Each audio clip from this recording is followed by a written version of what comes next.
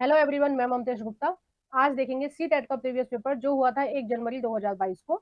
और इस पेपर से पहले मैंने अब तक लगभग आपको 15-16 प्रीवियस पेपर करा दिए हैं। अगर अभी तक आपने नहीं देखे हैं तो इसी वीडियो की डिस्क्रिप्शन में मैंने सी टेट की प्रीवियस पेपर की प्लेलिस्ट का लिंक डाला हुआ है। आप उस लिंक पर क्लिक कर देख लीजिए। लगभग आपको 70 वीडियो मिल जाएंगी उसमें, 70 मिल जाएंगी। और अब तक जितने भी पेपर हुए हैं वो सारे कवर हो जाएंगे अगर आपने कर लिया। और मैं बिल्कुल विद एनसीईआरटी प्रूफ के साथ सारे क्वेश्चन कराती हूँ, बताती हूँ कौन सी एनसीईआरटी से कौन सा क्वेश्चन आया है, और उसकी व्याख्या भी पूरी एनसीईआरटी में से ही बताती हूँ। तो आपको बहुत ज्यादा हेल्प मिलेगी उस प्लेलिस्ट से। और ये जो साइड में प्लेलिस्ट लगी हुई है ये सभी मैंने पढ़ाई है 6th, 7th और 8th क्लास की हिस्ट्री, ज्योग्राफी और पॉलिटिकल साइंस एनसीईआरटी से। अलग आपके एग्जाम में कुछ भी नहीं आता है, इसलिए इन तीनों क्लास की एनसीईआरटी को अगर आप अच्छे से कर लेंगे तो आपकी सीटेट आसानी से क्लियर हो जाएगा। और ये जो आप देख रहे हैं सारी प्लेलिस्ट, ये सभी मैंने पढ़ाई है। और ये सभी आपको NCERT Mamtesh Gupta YouTube channel को जब आप ओपन करेंगे और प्लेलिस्ट वाले ऑप्शन पर क्लिक करेंगे तो आपको ये सारी प्लेलिस्ट खुलकर आ जाएंगी। तो आपको जो भी देखना है आप उसे देख सकते हैं। आइए शुरू करते हैं। क्वेश्चन नंबर 31, समुद्रगुप्त को किस वाद्य यंत्र को बजाते हुए सिक्कों पर दिखाया गया है? देखो, ये जो क्वेश्चन आया है ये आया है आपका 6th क्लास की हिस्ट्री एनसीईआरटी से, चैप्टर नंबर 9 से। अभी हाल फिलहाल में यही एनसीईआरटी चल रही है, ठीक है, इसकी वीडियो डाली जा रही है। पहला है तानापुरा, दूसरा है सितार, तीसरा है वीणा और चौथा है बांसुरी। तो इसका जो सही आंसर हो जाएगा वो हो जाएगा तीसरा, वीणा बजाते हुए। जो गुप्त वंश के सिक्के मिलते हैं उन पर समुद्रगुप्त को वीणा बजाते हुए दिखाया गया है। यानी कि जो समुद्रगुप्त थे उनको संगीत में भी रुचि थी। और समुद्रगुप्त को भारत का नेपोलियन भी कहते हैं, क्योंकि ये जनता के प्रति इनका जो व्यवहार था वो बहुत अच्छा था।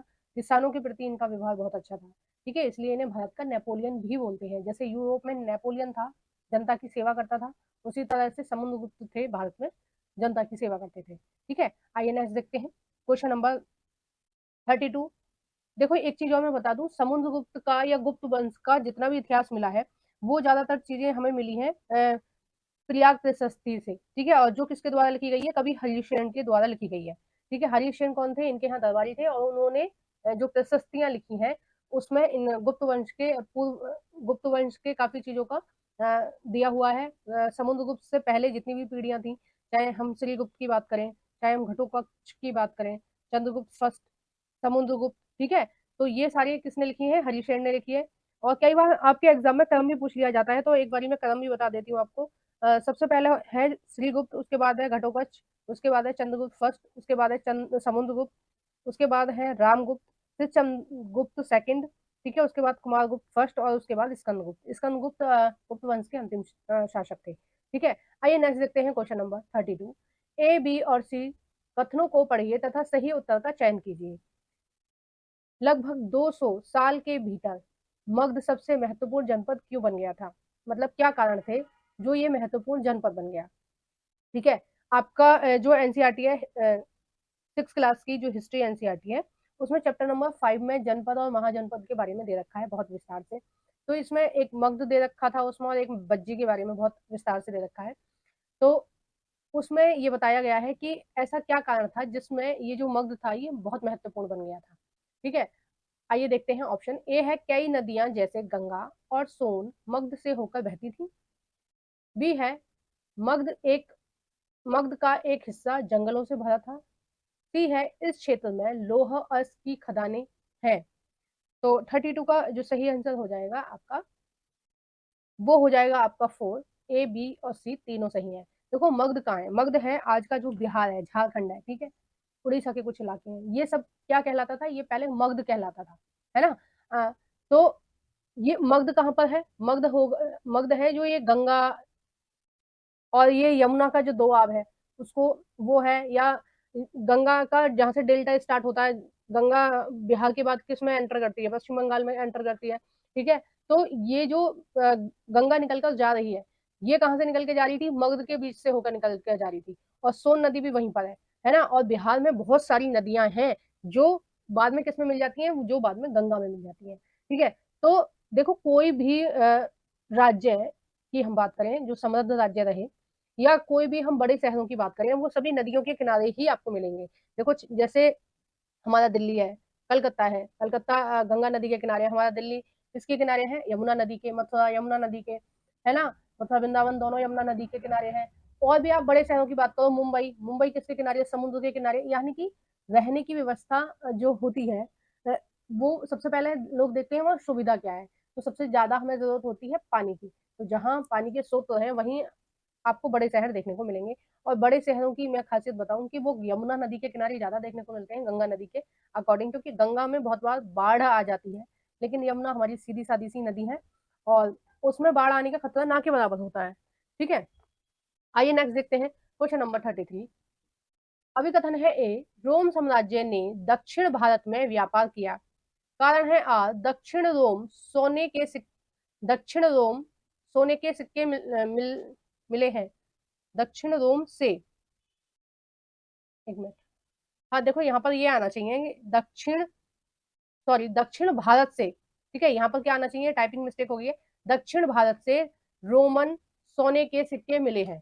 ठीक है, तो ये आपका आया है 6 क्लास की हिस्ट्री एनसीईआरटी से, चैप्टर नंबर 3 से आया है। ठीक है, और जो चेल चोर पांड्यों के बारे में बताया है लास्ट शायद 8 चैप्टर में बताया गया है। ठीक है, तो उस चैप्टर में भी इसका रोम का के बारे में जिक्र हुआ है कि रोम से व्यापार होता था, क्योंकि रोम की बहुत सारी चीजें मिली है, जैसे रोम से के जो सिक्के हैं वो मिले हैं दक्षिण भारत, यानी कि चेल चोर पांड्यों का जो शासन था उसमें, और पत्थर मिले हैं उस तरह के जो रोम में उस समय पाए जाते थे। बहुत सारी चीजें मिली हैं जिनसे अनुमान लगाया जा सकता है कि रोम का ठीक ठाक व्यापार चलता था, है ना। तो देखिए 33 का जो सही आंसर हो जाएगा वो हो जाएगा आपका ए और आर दोनों सही हैं, और आर ए की सही व्याख्या कर रहा है। ठीक है, आपको ये वाले जो क्वेश्चन होते हैं इनको सॉल्व करने में थोड़ी सी प्रॉब्लम होती होगी कि सही व्याख्या है या नहीं है, हमें कैसे पता चलेगा। देखो, जो वाक्य जिस टॉपिक के बारे में ए में पूछा गया हो या बताया गया हो कि रोम साम्राज्य ने दक्षिण भारत में व्यापार किया, ठीक है, अब इस चीज को अगर ये प्रूव कर रहा है सेकंड वाला, ठीक है, अगर कारण प्रूव कर रहा है कि भाई हमें कैसे पता चला कि रोम से व्यापार चलता था, हमें ऐसे पता चला कि दक्षिण भारत में, ठीक है, दक्षिण भारत में रोमन सिक्के मिले हैं। ठीक है, तो ऐसे तो आपको कभी भी जैसे आपको पता ना चले कि ये इसकी व्याख्या कर रहा है या नहीं कर रहा है, तो इसका सीधा सीधा आप देखिए कि जो ए है उसको आप क्वेश्चन बना लीजिए। ठीक है, उसके आगे आप क्या लगा लीजिए, क्या रोमन साम्राज्य ने भारत में व्यापार किया। ठीक है, यहाँ पर आप क्या लगा लीजिए, और अगर आंसर ये वाला बने तो ये इसकी व्याख्या कर रहा है। कई बार क्या होता है कि ये कुछ और पूछ रहा है, पहले ए जो है वो कुछ और पूछ रहा है, लेकिन आर में कुछ और बताया जा रहा है, तो दोनों ऑप्शन है तो सही। ठीक है, ये भी अपनी बात सही कर रहा है, ये भी अपनी बात सही कर रहा है, लेकिन ये इससे रिलेट नहीं कर रहा है, जो आर है वो ए से रिलेट नहीं कर रहा है। जैसे इसमें रोमन के बारे में नहीं दिया होता, यहाँ पर दिया होता कि गुप्त वंश में वो गुप्त वंश के कुछ सिक्के मिले हैं जिन पर समुद्रगुप्त के चित्र बने हुए हैं। ठीक है, अब देखो है तो ये दोनों ही सही है। गुप्त वंश से जो सिक्के मिले हैं वो समुद्रगुप्त की उन पर आकृति बनी हुई है, मतलब समुद्रगुप्त वीणा बजाते हुए हैं उस पर छपे हुए हैं, तो दोनों वाक्य सही है। लेकिन अगर आर की जगह ये वाक्य होता तो ये ए के साथ रिलेट नहीं करता, क्योंकि रोम से कोई मतलब नहीं था गुप्त वंश का। ठीक है, तो ऐसे आप देख सकते हैं कि ये इससे रिलेट कर रहा है या नहीं कर रहा है। आइए नेक्स्ट देखते हैं क्वेश्चन नंबर 34। निम्नलिखित में से कौन सा मध्ययुगीन काल के वाणिज्य शहर का लक्षण या रूपक है। देखो, वाणिज्य शहर का मतलब है जहां पर बड़ी बड़ी मार्केट होती है। ठीक है, उनको क्या बोलते हैं, वाणिज्यिक शहर, है ना। तो उन्होंने बोला है मध्य काल के वाणिज्यिक शहर। मध्य काल कौन सा था, मध्य देखो हमारा प्राचीन भारत, यानी कि जब हमारे देश के लोग शासन करते थे, जो हिंदू राजा थे वो शासन करते थे, उसको बोलेंगे प्राचीन। ठीक है, मध्य युग कौन सा है, ये जो मुगल थे, जो विदेशी आक्रमणकारी जितने भी आए, वो जो टाइम था वो मध्य है। और आधुनिक कौन सा है, आधुनिक जो अंग्रेजों ने हमारे यहाँ शासन किया। ठीक है, 1757 के बाद जो शासन हुआ था, 1757 के बाद जो शासन हुआ था वो किसके अंतर्गत आएगा, वो आएगा आधुनिक भारत। ठीक है, उससे पहले पहले जो शासन हुआ है वो मध्यकालीन युग। तो मध्य काल के दौरान जो वाणिज्यिक शहर के लक्षण हैं इनमें से कौन से हैं वो आपको बताते हैं। पहला है मंदिर अर्थव्यवस्था एवं समाज दोनों के लिए ही महत्वपूर्ण होता था। ठीक है, दूसरा है यहाँ राजाओं की राजधानी होती थी। तीसरा है वहां सामान्य मंडिप का होता था। फोर्थ है पुरोहितों एवं तीर्थयात्री वहां के नागरिकों और यात्रियों की मुख्य संरचना या संयोजन बनाते थे। तो इसका जो सही आंसर हो जाएगा वो हो जाएगा तीसरा। देखिए, ये जो तीन ऑप्शन दिए हुए हैं मंदिर के बारे में, ये तीनों ही ऑप्शन सही हैं, लेकिन ये मध्य काल से रिलेट नहीं कर रहे हैं। ये किससे रिलेट कर रहे हैं? उस समय मतलब हमारी जो प्राचीन भारत में जो चेल चोर पांड्यों का शासन था, तो उस उनके शासन में बहुत ज्यादा मंदिरों का निर्माण कराया गया। ठीक है, तो दक्षिण भारत में जितने भी मंदिर बनाए गए हैं वो सभी अर्थव्यवस्था की दृष्टि से बहुत अच्छे हैं। ठीक है, और जहां मंदिर कहाँ बनाए जाते थे? जहां राजाओं की राजधानी होती थी। ठीक है, और वो अर्थव्यवस्था का केंद्र इसलिए थे क्योंकि मंदिर के दर्शन करने के लिए बहुत सारे लोग आते थे। ठीक है, जब लोग आएंगे तो कुछ चढ़ावा भी चढ़ाएंगे मंदिर में, फिर कुछ सामान भी खरीदेंगे वहां से। तो क्या होगा? पैसे का लेन देन होगा, तो अर्थव्यवस्था कैसी होगी? मजबूत होगी। पैसे के लेन देन से ही होती है ना। अब जैसे हमारे अयोध्या में मंदिर बनाया गया है, अगर आप दर्शन करने जाओगे, ठीक है, तो ऐसा तो नहीं है कि आप ट्रेन में बैठ के गए और आ गए। जब आप अयोध्या रुकोगे, एक दिन या कुछ घंटे या कुछ दिन अयोध्या में रुकोगे, तो वहां के लोगों का खाना भी खाओगे, तो पैसों से खाना खरीदा जाएगा। वहां रहोगे तो एक आध कमरा रेंट पे भी लेना पड़ेगा। कुछ मार्केट होगी तो वहां पर कुछ आपको खरीदने का भी मन करेगा, कोई मूर्ति है या कुछ सुंदर वस्तु आपको दिख गई, है ना। तो कहीं ना कहीं अगर आप अयोध्या जाते हो तो 1-2 हजार तो कम से कम आप खर्च करके आओगे। ठीक है, बिल्कुल लो बजट बता रही हूँ मैं, कि जो बिल्कुल गरीब से गरीब आदमी है वो भी 2-3 हजार रुपए वहां खर्च करके आएगा। वो 2-3 हजार रुपए किसके पास गए? वो गए अयोध्या के पास। ठीक है, भगवान राम के पास नहीं गए, वो गए अयोध्या के पास। तो अयोध्या कैसा हो जाएगा? कुछ ही सालों में बहुत समृद्ध सिटी हो जाएगी। ठीक है, बहुत समृद्ध शहर बन जाएगा, क्योंकि लोग जा रहे हैं और वहां पर पैसे दे के आ रहे हैं। ठीक है, कुछ भी सामान खरीद रहे हैं, कुछ भी कर रहे हैं, तो वहां पर पैसे दे के आ रहे हैं। वहां से कुछ लेके तो नहीं आ रहे हैं, मतलब सामान लेके आ रहे हैं, पर पैसे थोड़ी लेके आ रहे हैं। तो ऐसे ही क्या होता है, जिस क्षेत्र में पहले वो होते थे मंदिर, वो जो क्षेत्र होते थे वो कैसे हो जाते थे? समृद्ध हो जाते थे। अब हम बात करते हैं मंडपिका की। देखो, मंडप शब्द आपने सुना होगा। प्राचीन भारत में जो मंदिर थे, ठीक है, या अभी भी हैं, उन उनमें होता था मंडप। ठीक है, मंडप क्या था?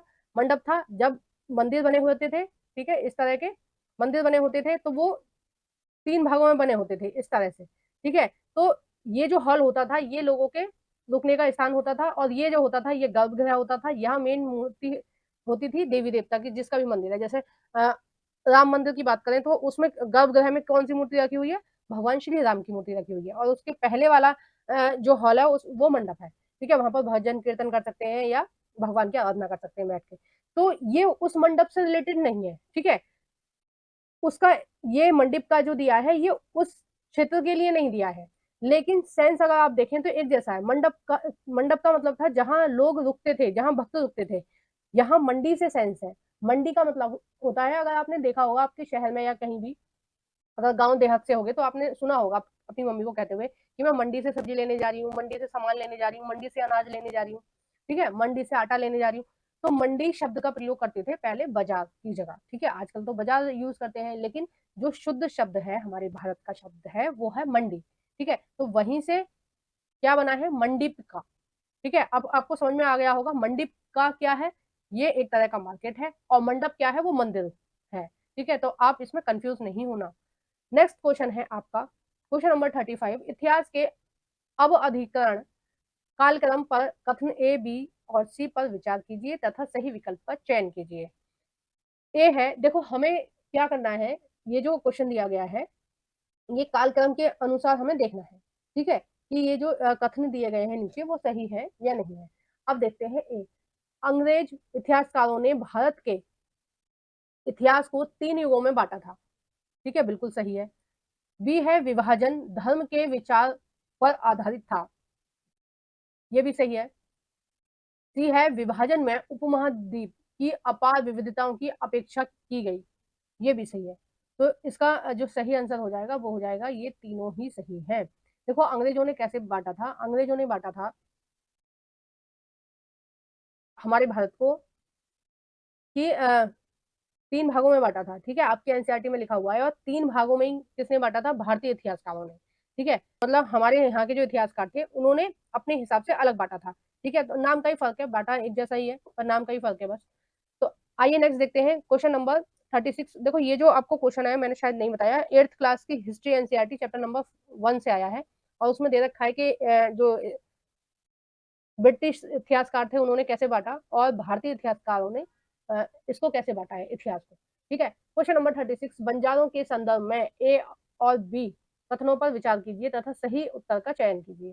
ठीक है, देखो ये टाइपिंग मिस्टेक हो गई है, यहाँ पर ए आना चाहिए और यहाँ पर बी आना चाहिए। ठीक है, आइए देखते हैं। बंजारे लोग सबसे महत्वपूर्ण व्यापारी खानाबदोश थे। बी है, अलाउद्दीन खिलजी ने बंजारों से नगर के बाजारों तक अन्न को पहुंचाने का काम करवाया था। देखिए ये जो क्वेश्चन आया है ये आया है आपका 7th क्लास की हिस्ट्री एनसीईआरटी से, चैप्टर नंबर 3 से, जिसमें अलाउद्दीन खिलजी के बारे में बहुत विस्तार से दिया हुआ है। ठीक है, अ, इसमें ये जो बंजारे हैं, बंजारों की जो जनजाति है, ये कहाँ मेनली मिलती है, यहाँ ये मिलती है आपको गुजरात में, राजस्थान में और महाराष्ट्र में। ठीक है, इन तीनों राज्यों में ये जनजाति देखने को मिलती है। और ये जो बंजारे होते हैं ये कारवां में चलते हैं। ठीक है, यानी कि ग्रुप बना के चलते हैं। और इनका क्या काम होता था, ये एक स्थान से दूसरे स्थान सामानों को बेचते थे। जैसे बंजारे उनको पालते थे मवेशियों को, यानी कि गाय भैंसों को जो पालते थे, तो उनका घी बेच रहे हैं या मावा बेच रहे हैं। ठीक है, और भी बहुत सारे प्रोडक्ट होते हैं जो डेयरी प्रोडक्ट होते हैं, उनको बेचते थे बंजारे। या फिर जंगलों से कोई सामान इकट्ठा किया, उसको बेच रहे हैं, एक स्थान से दूसरे स्थान ऐसे गली गलियों में बेचते घूमते थे। ठीक है, लेकिन अलाउद्दीन खिलजी ने क्या किया, बंजारों को प्रॉपर काम दे दिया कि आप क्या करोगे, जंगल से सामान लाके इस स्थान पर बेचोगे। ठीक है, यानी कि मार्केट की शुरुआत जो की थी वो की थी अलाउद्दीन खिलजी ने। तो उन्होंने क्या किया था, एक मार्केट बनाई थी, और ये काम किसको दिया था, बंजारों को, कि आप अनाज है, फल है, फूल है, दूध है, दही है, सब कहाँ लाके बेचोगे, यहाँ बेचोगे। ठीक है, इस विशेष स्थान पर लाके बेचोगे, ताकि बाजारों का निर्माण होगा इससे। ठीक है, तो बाजारों के निर्माण का श्रेय जो जाता है वो अलाउद्दीन खिलजी को जाता है, क्योंकि बाजारों की बिल्कुल व्यवस्थित जो सुविधा है वो अलाउद्दीन खिलजी के समय में हुई थी। ठीक है, तो इसका जो सही आंसर हो जाएगा वो हो जाएगा ए और बी दोनों सही है। आइए नेक्स्ट देखते हैं क्वेश्चन नंबर 37। 17वीं सदी तक अनेक यूरोपीय उपनिवेशकों ने नील की खेती करना आरंभ कर दिया था। इस संदर्भ में निम्न का जोड़ा मिलान कीजिए। देखिए ये जो क्वेश्चन है, ये 37 वाला जो क्वेश्चन है, ये आया है आपका 8th क्लास की हिस्ट्री एनसीईआरटी से, चैप्टर नंबर 3 से।